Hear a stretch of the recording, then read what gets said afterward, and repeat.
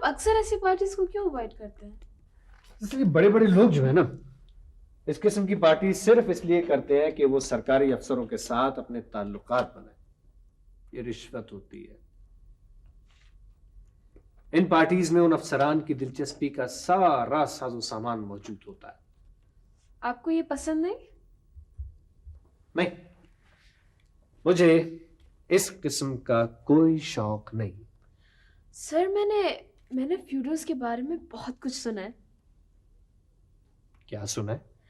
यही कि वो बड़े ऐश करते हैं और रीछ कुत्तों को लड़ाते हैं। ओ सॉरी।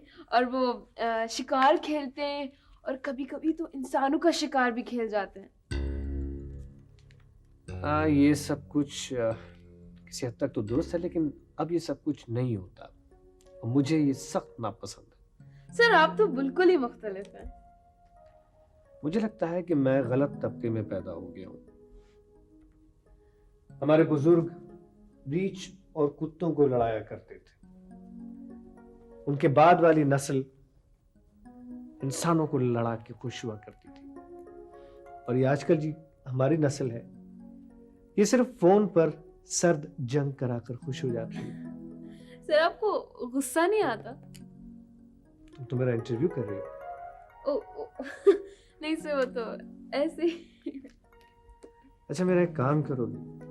जी। हो सकता है कि मेरी चॉइस अच्छी ना हो, इसलिए मेरे ड्राइंग रूम के लिए 2-3 पेंटिंग्स खरीद लाओ और उन्हें अपनी तरीके से डेकोरेट करो। जी सर, मैं कर लूंगी। वैसे भी आपके लिए काम करना मुझे अच्छा लगता है। सर, वो आपको याद दिलाना है कि कल आपने बेवाओं, यतीमों और नादारों में ज़रूरियात ज़िंदगी की चीज़ें तकसीम करनी है। हाँ बाबा, मुझे याद है सब। वैसे सारे इंतजाम तो मुकम्मल है ना? मेरा मतलब टीवी कवरेज वगैरह। जी हाँ, लेकिन एक मशवरा है सर, अगर ये तमाम सामान लोगों को घरों में पहुंचा दिया जाए और उसकी तशहीर ना हो। तशहीर क्यों ना हो? सर, इससे गरीब की इज्जत नफ्स मजरूह होती है।